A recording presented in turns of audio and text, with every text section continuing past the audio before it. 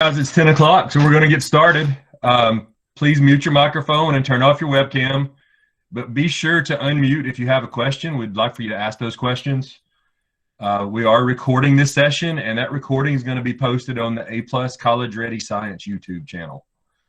Next week's Week 9 session will be at 10 a.m. on Thursday, October 22nd. That will probably be the last of these weekly sessions for a while.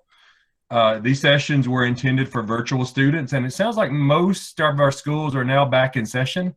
I know we still have a few virtual students here and there, but we will resume these if things change.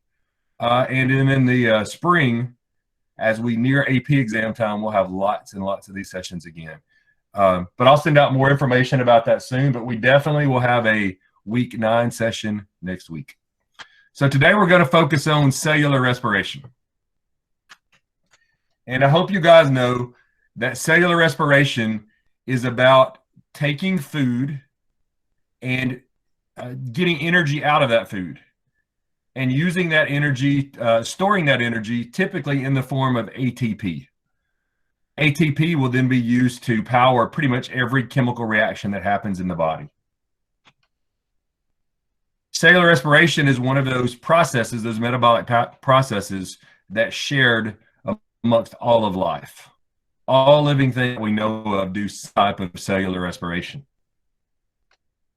So it's another example of common ancestry. We're assuming that if all life does cellular respiration, then the original living thing had to have done that, and it's been passed on through evolutionary history.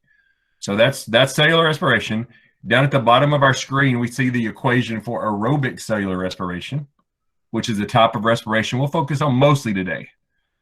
Remember, there's also the anaerobic version, and we'll talk some about anaerobic respiration as well, but we're focusing mostly today on aerobic respiration. Now, we do think that the first organisms on Earth were anaerobic, meaning that they didn't use oxygen, and that oxygen may actually be toxic to some of them. We think that because most scientists think that Earth in its origin didn't have any oxygen gas in the atmosphere. Now that's not to say there wasn't any atomic oxygen on Earth. It's just that that oxygen was in other molecules, typically water, for example.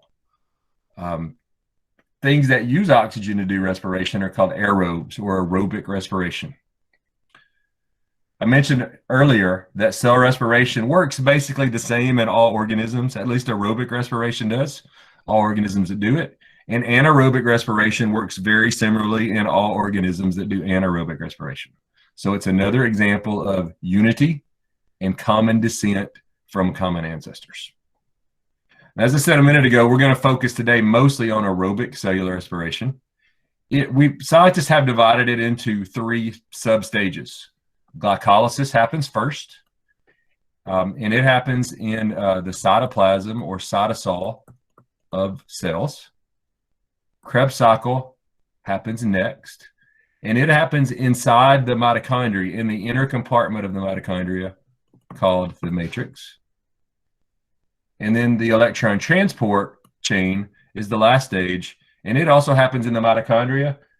Specifically, most of it happens on the cristae of the mitochondria, little folds on the inner mitochondrial membrane. We'll talk more about that one when we get to electron transport chain. So let's start with glycolysis, and let's first of all break apart that word, glyco and lysis. Lysis means to split or to cut or to break, and glyco refers to glucose. So glycolysis is the splitting or breaking of glucose. It's the first step in both the aerobic and anaerobic versions of cellular respiration.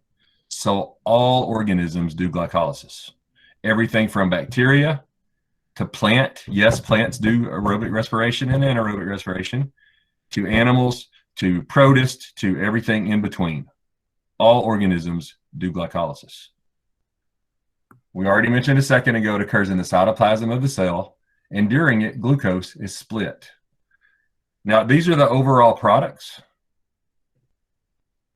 And we're going to talk about these as we walk through sort of the metabolic pathway, which is glycolysis. Before we do, here's a molecule of what's called NAD, which is an electron carrier, very important in cell respiration. So you'll hear these molecules, NAD. You also hear of one called FAD. They're electron carriers, or sometimes called electron shuttles. And by shuttling electrons from molecule to molecule, they help to move energy from molecule to molecule. You're going to hear about two important processes: reduction and oxidation. So reduction is when electrons are added to something. And when electrons are added, energy is typically added. Those electrons help to transfer energy. Oxidation is removal of electrons, and therefore removal of energy. So oxidation and reduction are really, really, really important processes in cell respiration. NAD and FAD both help to move those electrons. They help to transfer energy from molecule to molecule. So in glycolysis, organisms have to have glucose. They have to have some NAD plus, 2 molecules of NAD plus. They have to have 2 molecules of ATP. So this acts as sort of what we might call activation energy.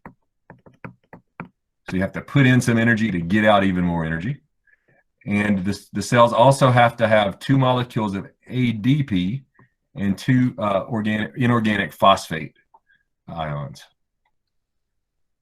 When glycolysis is over, the cell makes 4 ATPs. But notice, 2 net. And it's 2 net because you had to use 2 over here.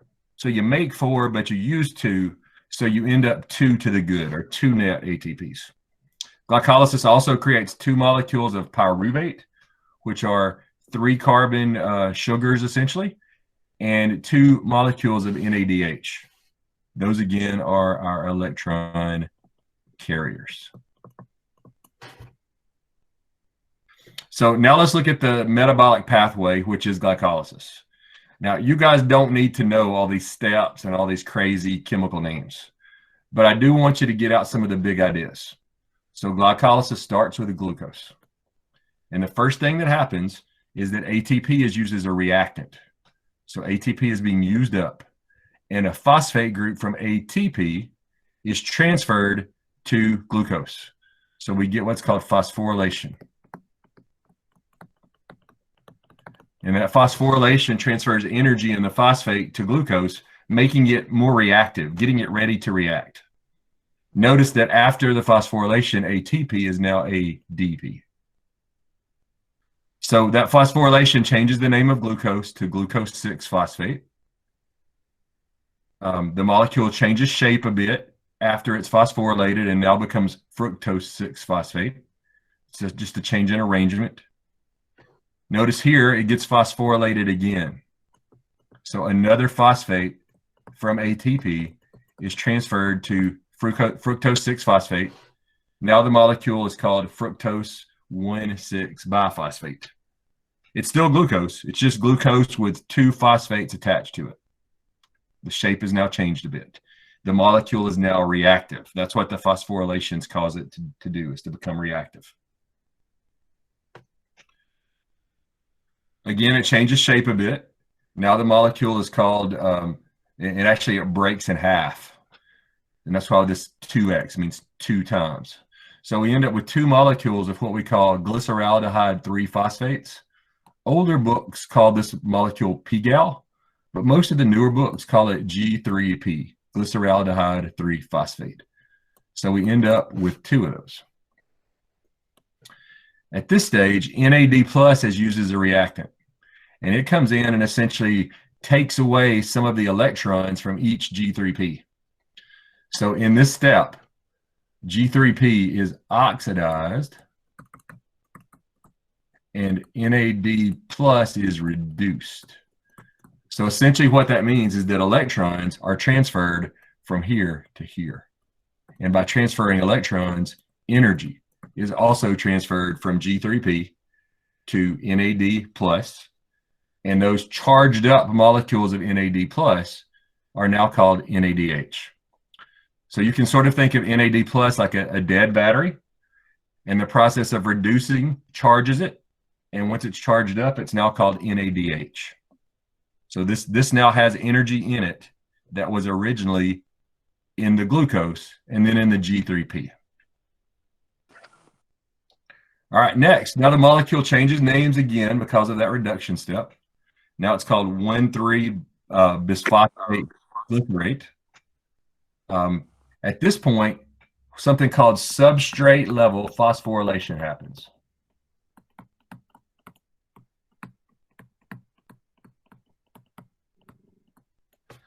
So one of the phosphate groups from this 1,3-bisphosphate glycerate is transferred directly to ADP to make ATP. And actually two of them are. It happens one from each molecule. So we end up making 2 ATPs here. So that phosphate is transferred, but as it's transferred, it also transfers energy to ADP. So energy from this 1,3-bisphosphate glycerate is transferred to ADP to make ATP. Molecule changes names again. And then at this step, once again, substrate level phosphorylation happens. So this phosphate group is transferred to ADP from each of these 2 phosphoenol pyruvates to make 2 more ATPs. So we net 4, well, we make 4 ATPs. We use 2 in the beginning, so we end up 2 to the good, net of 2. Glycolysis ends with 2 molecules that are 3 carbons each. These are called pyruvates. So you can think of these essentially as 1/2 of a glucose minus some energy. But it turns out when glycolysis is over, most of the energy that was originally in the glucose is still in these pyruvates. So glycolysis takes out a little bit of the energy, but most of the energy is still in what's left of the glucose, which are those 2 3-carbon molecules of pyruvate. Remember, the glycolysis happens in the cytoplasm of the cell. Every living thing that we know of does it. It's a really good example of common ancestry, shared metabolic pathways that prove that things evolved from a common ancestor. So let's talk about the mitochondria for a minute, which is where most of the rest of cell respiration happens. First of all, the Krebs cycle and the electron transport chain occur there. Every cell in a eukaryote has mitochondria. Now remember that prokaryotes, like bacteria, they don't have organelles, at least membrane-bound organelles. So prokaryotes don't have mitochondria. Eukaryotic cells do. Many mitochondria are located in muscle cells. All cells have some mitochondria, but really active cells have more than others. So the number of mitochondria in each cell varies depending on the function of that cell. To talk about the structure, let's look at a picture. So mitochondria has 2 phospholipid bilayers. The outer one is nice and smooth, looks like a normal cell membrane, but the inner one is all curvy and twisted. And when you see that pattern in biology, these curves and twists, I want you to think about increasing surface area without really increasing volume. Okay? So this gives the inside part of the mitochondria lots of surface area. Turns out that those folds on that inner membrane are called the cristae, and that's the location for electron transport. And electron transport needs a lot of surface area to happen on. The inner purple part of the mitochondria, all that inner purple area, is called the matrix, and that's the place where the transition reaction, which we'll talk about in a second, and the Krebs cycle take place. So let's talk about this transition reaction, or sometimes called the pyruvate conversion. So this happens between glycolysis and the Krebs cycle. Remember that when glycolysis is over, we have what's called a pyruvate molecule, which is 3 carbons. For Krebs cycle to happen, though, you need a molecule with 2 carbons. Krebs cycle has to start with a 2-carbon molecule. So essentially what the pyruvate conversion does is it removes a molecule of carbon dioxide from each pyruvate. So it takes away a CO2. During that process, the pyruvate is oxidized.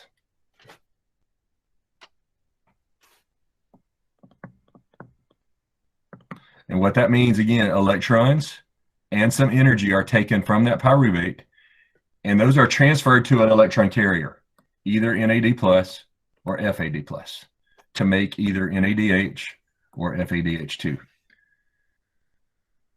Well, what that leaves, once this carbon is taken away from pyruvate, it leaves a 2-carbon group, which is called an acetyl group. 2-carbon group. And that acetyl group attaches to a coenzyme, it's called coenzyme A, to make something called acetyl coenzyme A. This molecule will be the beginning molecule in the Krebs cycle. It's what has to be there for Krebs cycle to get started. So essentially the transition step happens in the mitochondrial matrix. It happens between glycolysis and Krebs cycle, and its job is to convert 3-carbon pyruvate molecules into 2-carbon acetyl groups so that the Krebs cycle can get started. During that process, some energy is removed from the pyruvate and transferred to either NAD plus or FAD plus to make NADH or FADH2, charged up electron carriers. All right, so here's Krebs cycle, and let's look at a slightly different version. So here's the metabolic pathway for Krebs cycle. And again, this looks really confusing, and there is no need for you to try to memorize all these steps or all these names. What you need to know are the big ideas. First of all, know that it happens in the mitochondrial matrix. Know that it starts with this acetyl group, acetyl-CoA, a 2-carbon substance. That 2-carbon acetyl group is the first step of the Krebs cycle. It's added to a 4-carbon molecule that's already in the matrix, oxaloacetate. Well, 2 plus 4 makes a 6-carbon molecule called citrate. That's why you'll sometimes hear the Krebs cycle referred to as the citric acid cycle. Citrate's also known as citric acid. So there's lots of side names going on here. But the first step, 2-carbon acetyl group, is added to a 4-carbon group that's already in the matrix, oxaloacetate, to make citrate. Molecule changes shape a bit to become isocitrate. Right here's where the first important step happens. In this step, isocitrate is oxidized. And again, remember that means electrons are removed. And with those electrons, energy is also removed. And those electrons and that energy are transferred to an electron carrier, NAD plus, to make NADH. So we're moving electrons and energy out of isocitrate into NAD plus to make NADH. Notice when that happens, one of the bonds in that 6-carbon isocitrate breaks, and a molecule of gaseous CO2 is released. So we lost a carbon from isocitrate. So now the molecule is down to a 5-carbon molecule. It's called alpha ketoglutarate. Again, you don't need to know the name. But once again, in this step, alpha ketoglutarate is oxidized. NAD plus is reduced. So electrons and energy are removed from alpha ketoglutarate, transferred to NAD plus to make NADH. So again, energy is moved from here to here. Once again, that causes a bond to break in that 5-carbon alpha ketoglutarate, and what's left is a 4-carbon molecule called succinyl-CoA. At this point, we get substrate level phosphorylation again.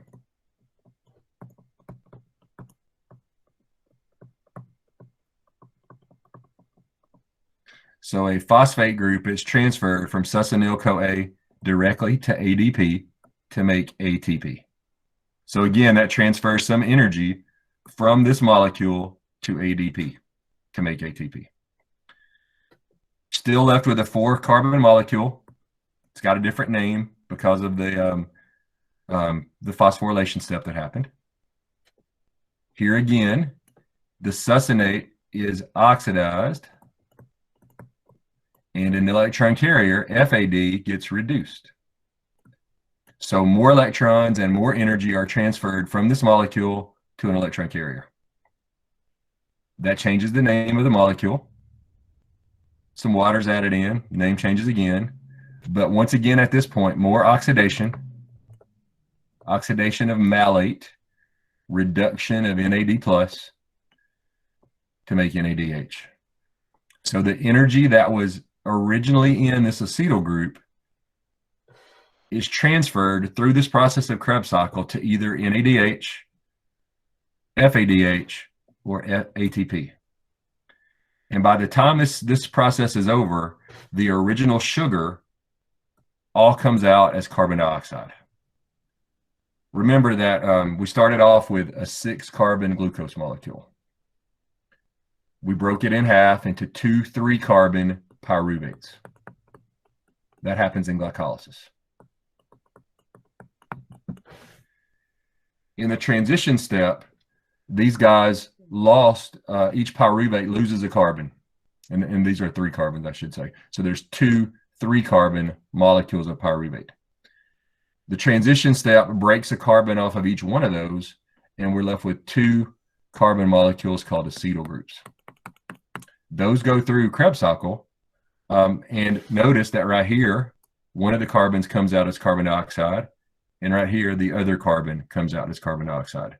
So each acetyl group has to go through this chain, so that would be 4 carbon dioxides.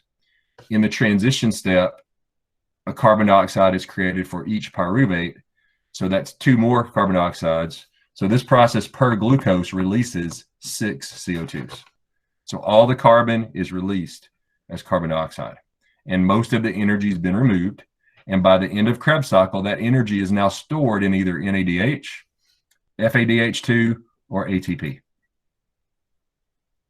Now, it turns out the major source of almost all the reactions in your body is ATP. So far, we haven't made a lot of ATP. Per glucose, glycolysis made two ATPs, and per glucose, Krebs cycle made 2 more. So that's 4 ATPs. Turns out that's not enough to do much of anything. Most of the energy at the end of Krebs cycle, most of the energy that was in the glucose is now in these electron carriers, NADH or FADH2. And it's the job of the last step, electron transport chain, to get that energy out and use that energy to make lots of ATP. So I want you to think of the electron transport chain as the oxidation of NADH and FADH2. So we're going to take electrons and energy away from those molecules, and then we're going to use those electrons and energy to make lots and lots of ATP. Remember that the electron transport chain happens on the cristae, those inner folds of the mitochondria. And we're going to look at a picture to talk about how this happens. So I'm a terrible artist, but let me try to draw this.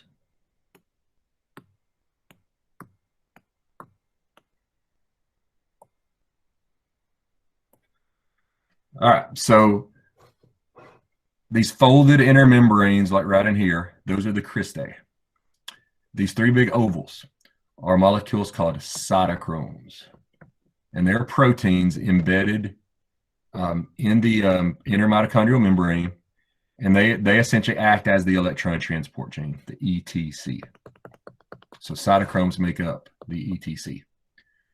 This thing that's shaped sort of like a mushroom, this is called ATP synthase. And it's an enzyme that can make ATP. Helps to, let's say, it helps to catalyze the reaction that creates ATP. So let's talk about how this process works. So NADH was made in here, in the matrix during glycolysis, or I'm sorry, during Krebs cycle. There was also some NADH made out here in the cytoplasm that was transported into the mitochondria. Remember that we want to think of electron transport chain as the oxidation of NADH or FADH2, which we'll talk about in a minute. So what ends up happening is this first cytochrome grabs on to NADH. It removes some electrons from it. And what's left of NADH when those electrons are removed is NAD+. So now this can be used again in glycolysis or in Krebs cycle. Those electrons then move from cytochrome 1 to cytochrome 2 to cytochrome 3. And as they're moving, their energy, the energy of those electrons, is used to power these cytochromes to act like pumps. And these cytochromes act like H+ pumps, proton pumps. And they pump hydrogen ions from the matrix outward into this space between the two membranes. And this membrane's between the two membranes. It's called the intermembrane space. Remember that inter means between. It's the space between the two membranes. So hydrogen ions start getting pumped out here into this space. And we start to build up an H+ or proton gradient, where there's lots of H+ out here, but not so much H+ inside the matrix. Well, you guys know that ions, molecules want to move by diffusion from where there's a high concentration to where there's a low concentration. So you might think that they would just diffuse right back in, but they can't because they're charged. And this membrane, this inner membrane, is made out of phospholipids. If you remember, phospholipids don't allow charged particles to move through very easily. So the concentration gradient gets bigger and bigger and bigger. And I want you to think of this almost like taking a rubber band and stretching it. You know, when you stretch a rubber band, the further and further you stretch it, the more energy there is stored in that rubber band. Same thing's happening here. The more H+ that get pumped out, the bigger the concentration difference between H+ in the intermembrane space and H+ in the matrix, the more energy is stored between the two. Well, it turns out there is one way for H+ to go back in, and that's through this guy, ATP synthase. It's an enzyme, but it's also a channel protein. And it's a channel specifically for H+.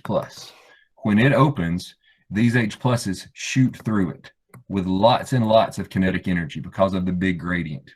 Remember, the bigger the gradient, the faster, in this case, facilitated diffusion will happen. And as these H+'s shoot through, this enzyme is able to harness the energy from those H+'s to take ADP plus organic phosphates plus that kinetic energy from those H+'s to make ATP. And it turns out they make lots and lots and lots of ATP in this process per glucose. Now, we've been talking about aerobic respiration over and over again. And by the way, this way of making ATP by using ATP synthase and energy from H+'s is called chemiosmosis. Most ATP during aerobic cell respiration is made through chemiosmosis. Chemiosmosis will come up next week also because it's also involved in making ATP during photosynthesis. But chemiosmosis, again, is using the energy from moving protons to phosphorylate ADP to make ATP. Now, one thing we haven't talked about when we're at the last step of aerobic respiration is we haven't mentioned oxygen. Oxygen's only role in aerobic respiration is the very last step. Oxygen acts as what we call the final electron acceptor. So let's think about what that means. So these electrons from NADH move from the first cytochrome to the second to the third. That would keep happening over and over and over again. So eventually, if there wasn't somewhere for those electrons to go, this cytochrome would become more and more and more negative. And it would get to the point when the next set of electrons try to get to it, negatives repel negatives. So they wouldn't be allowed to come on over. And the whole process would shut down and you would die. Well, that can't be allowed to happen.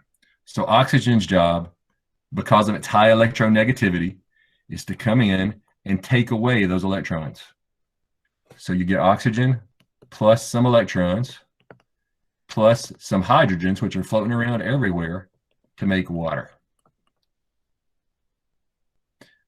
That's oxygen's job. Oxygen is the final electron acceptor. It takes the electrons from that last cytochrome and uses those electrons to make water. Without oxygen, the electron transport chain stops. You run out of ATP and you die. And that's why suffocation and drowning end up killing people, is because they can no longer get energy out of their food and move it over to ATP to power their body's chemical reactions. Now, we haven't mentioned FADH, FADH2. Remember, FADH2 is also an electron carrier created during Krebs cycle. It works pretty much the same way as NADH, except it gets oxidized at this second carrier instead of the first one. Its electrons still move from here to here, and that causes the pumping of H+ and the creation of this H+ gradient. Turns out, since NADH has to move through 3 carriers, it causes 3 ATPs to be created for every 1 NADH. But since FADH2 only is involved with 2 carriers, 1 FADH2 ends up causing the creation of 2 ATPs. Sometimes we'll also refer to this whole process as oxidative phosphorylation. I actually like this term better than electron transport, because here's the deal. It describes what's going on. Oxidative. During this process, NADH and FADH2 are oxidized. Electrons and energy are removed from them. That energy is then used to phosphorylate ADP to make lots and lots of ATP. So oxidative phosphorylation, oxidation of the electron carriers, the phosphorylation of ADP to make ATP, which ends up being our energy currency in our cell.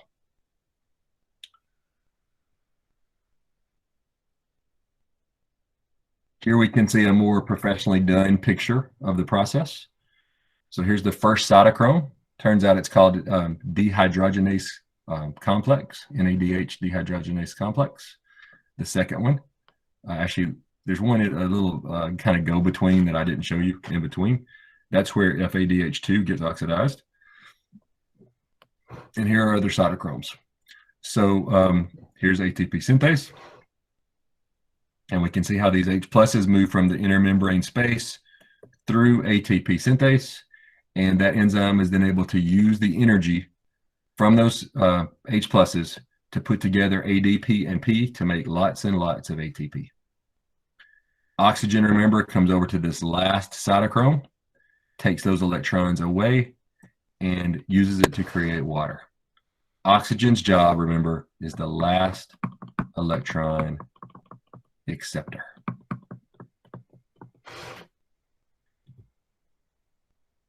So here's sort of a summary of what happens in aerobic respiration. Glycolysis creates 2 ATPs. Krebs cycle creates 2 more. And electron transport chain makes somewhere between 32, 34, sometimes maybe less. The point being is that electron transport chain makes way more ATP than the first 2 steps combined. Most ATP is made during this final step. That's why oxygen is critical. One thing that we haven't mentioned is we talked about aerobic respiration in terms of glucose. Like it always had to start with glucose. But you eat other things that aren't sugar. You eat proteins. You also eat fats. Our body can use those to get energy. Our body can use those to make ATP. If you think about proteins, for example, we know proteins are made out of amino acids. Let's think about what an amino acid looks like.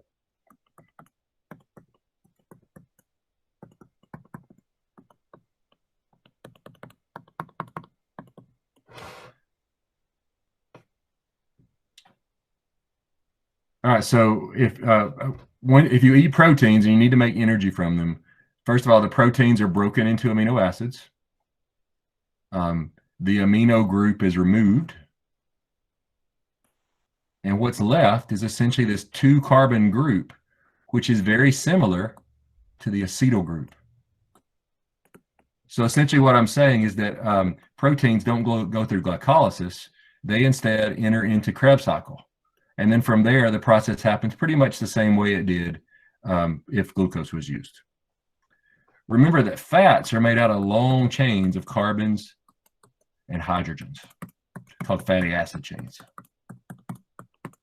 So essentially what happens to fats is that they're broken down into 2-carbon groups.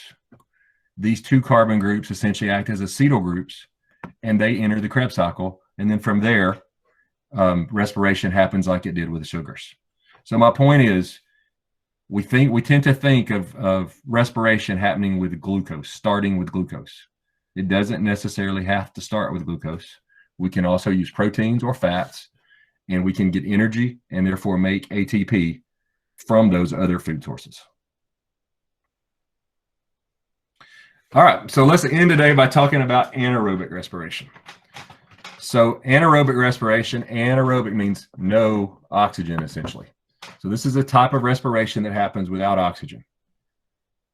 It is the sole energy source for some really small organisms, some bacteria, not all of them, and some other really small organisms like, for example, yeast. Pretty much unicellular organisms. And again, only some of those. But it does occur in almost all organisms. You can do anaerobic respiration, and you do it. You do it fairly often. You do it, though, when there's not enough oxygen for you to do aerobic respiration. Aerobic respiration is much more efficient.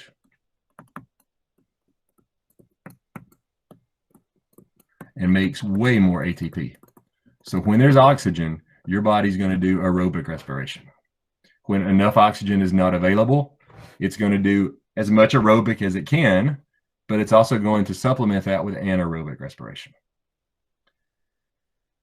Anaerobic respiration starts with glycolysis. And it happens exactly the same way in anaerobic respiration as it did in aerobic respiration. Let's go back and refresh our memories about glycolysis for a second. Remember that glycolysis ends with 2 3-carbon molecules called pyruvate. It also made 2 NADH molecules and 2 ATPs.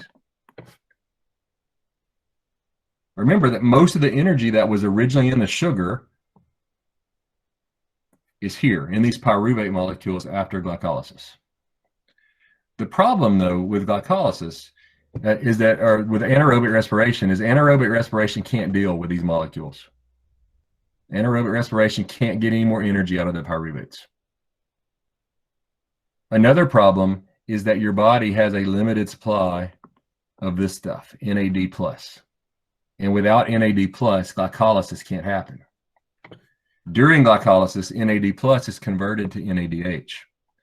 So if there's not some way to convert this back into this, you eventually run out of NAD+, which means glycolysis, and therefore all types of respiration stop. They shut down. So the big issue that we've got to deal with is this lack of NAD+. It's not a problem in aerobic respiration, because remember that during electron transport chain, NADH is oxidized and therefore converted back to NAD+. But electron transport chain doesn't happen in anaerobic respiration. So step 2 in anaerobic respiration is called fermentation. Fermentation's purpose is to take NADH and oxidize it back into NAD+. That's crucial because without NAD+, glycolysis cannot happen. So essentially, fermentation's job, oxidize NADH back to NAD+, so that glycolysis can keep going and making a little bit of ATP. This step by itself yields 0 ATP. Now, there's two types of fermentation that we tend to talk about in biology. I realize there's actually way more types of fermentation than this, but the two we tend to talk about in biology are lactic acid fermentation and alcoholic fermentation. So in lactic acid fermentation, which we'll start with first, the cell starts with glucose, starts with 2 ATPs, 2 ADPs and phosphate, does glycolysis. Remember that glycolysis happens, and glycolysis takes those reactants and creates 2 pyruvate molecules, which are 3 carbons each, 2 molecules of NADH, and let's also put NAD plus over here as an input, and 2 molecules of ATP. Actually, it makes 4 molecules of ATP. All right, those, if there's no oxygen present, then go into fermentation. And let's think about lactic acid fermentation. So lactic acid fermentation takes the pyruvates that were made in glycolysis and the NADHs that were made in glycolysis, essentially uses the pyruvates to oxidize NADH to make NAD+. That's the purpose of lactic acid fermentation. But in the meantime, there's a waste product created called lactate or lactic acid. Now, if you're doing a lot of anaerobic respiration, this tends to build up in your muscles, and this is why you get sore, especially after sprinting or lifting really heavy weights. Because when you're sprinting, when you're lifting heavy weights, your heart and your circulatory system can't get your muscles enough oxygen. So therefore, they have to do anaerobic respiration to make ATP. That's why this builds up when you don't have very much oxygen. Only when you're highly, highly, highly exerting yourself, sprinting, like maxing out with heavy weights. So this is lactic acid fermentation. Alcoholic fermentation is done by things like yeast and some bacteria. It takes the pyruvate and the NADH, still uses the pyruvate to oxidize NADH to NAD+, but creates 2 different waste products. Creates ethanol or ethyl alcohol and carbon dioxide.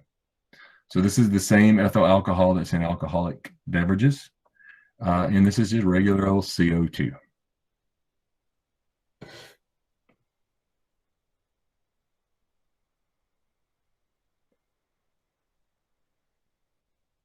All right, the point being, though, is that anaerobic respiration happens in multicellular eukaryotes when there's not enough oxygen. Per glucose, only the 2 molecules of ATP made during glycolysis are made from each molecule of glucose. Whereas in aerobic respiration, you get 30-something ATPs per glucose. So anaerobic respiration is way, way less efficient. That's why it only is going to happen to a large extent when there's not very much oxygen. Now remember, it is the sole energy source for some really small organisms, bacteria and yeast. But it turns out those things are really small, and they also are very inactive, so they don't need much energy. Aerobic respiration is enough to keep them going. But for big things that are very active, anaerobic respiration is not enough to sustain you. You need something more efficient, and that's why aerobic respiration is so, so critical. Now, we have learned how to use anaerobic respiration to create certain kinds of products. For example, alcohol, ethanol is created this way. And that ethanol is created to make alcoholic drinks. It's created to use as a fuel in cars. It's created to use as maybe a heating product, a disinfectant. It's the stuff in hand sanitizer. It's also used in making breads. We also use lactic acid fermentation to make food products like sourdough bread, yogurt, sour cream. Those are all products made through the process of anaerobic respiration, typically using bacteria that do lactic acid fermentation. All right, so let's summarize. Cell respiration's job is to take food, transfer the energy from the food to ATP. That ATP is then the molecule that serves as the energy source for essentially all body processes. Remember, we have two kinds of respiration. We have aerobic, requires oxygen, happens in three main steps: glycolysis, Krebs cycle, and electron transport chain. The first of those steps happen in the cytoplasm of the cell. The other two, Krebs cycle and electron transport, happen in the mitochondria. Remember that per glucose molecule that we start with, one glucose produces 30-something, 30-ish, we'll say, ATP molecules. So it's fairly efficient. Anaerobic respiration, on the other hand, happens completely in the cytoplasm. It's not very efficient. It doesn't require oxygen. And in that process, one glucose produces only 2 ATPs, only the 2 made during glycolysis. So it's not efficient, and it's not efficient enough to keep a big active organism alive on its own. It's got to be supplemented with aerobic respiration. All right, we'll end today with a quick intro to the carbon cycle, as respiration and photosynthesis are involved in this process. You know, the science today says that the amount of CO2 in the atmosphere has been increasing over the last few years, largely due to human activity. There's the theory that the more carbon dioxide there is in the atmosphere, the more carbon dioxide essentially acts as almost like a blanket over the earth, and that the amount of energy in the earth is trapped. Lots of more solar energy is trapped than would normally be by that CO2. And therefore there's more energy in the earth, and therefore the earth's temperature would increase. That the CO2 acts almost like a greenhouse. That's what we call it, the greenhouse effect. And that's why we're getting global warming. All right, so let's talk about a little bit about CO2. So CO2 is released by combustion, burning.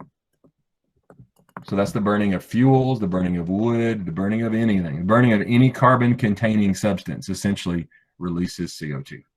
So us humans, we do a lot of burning, whether it's driving a car or heating a house. That's one way that we're taking carbon from living things or things that were living not too long ago, and we burn those and release that carbon back into the atmosphere. Also, we do respiration as animals. That takes carbon from plants or other animals and releases it back into the atmosphere. So this is respiration, cellular respiration. Remember that plants, bacteria, algae, every living thing does respiration and releases CO2 back into the atmosphere. But plants and other photosynthesizers like algae and some bacteria also do photosynthesis.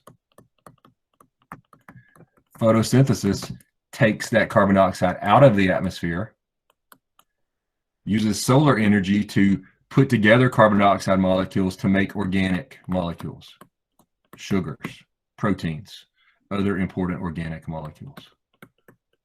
So photosynthesis is decreasing the amount of CO2 in the atmosphere, whereas cell respiration and combustion are increasing the amount of CO2 in the atmosphere.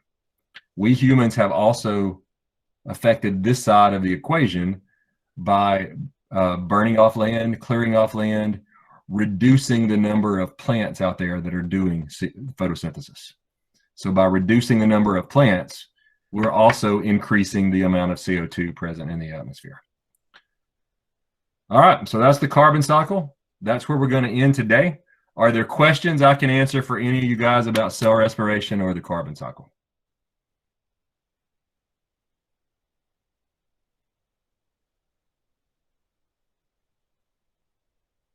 All right, well, we'll do this again next week, and we'll end up our Unit 3 discussion with photosynthesis. So we'll go with details about photosynthesis next week. Hope to see you then.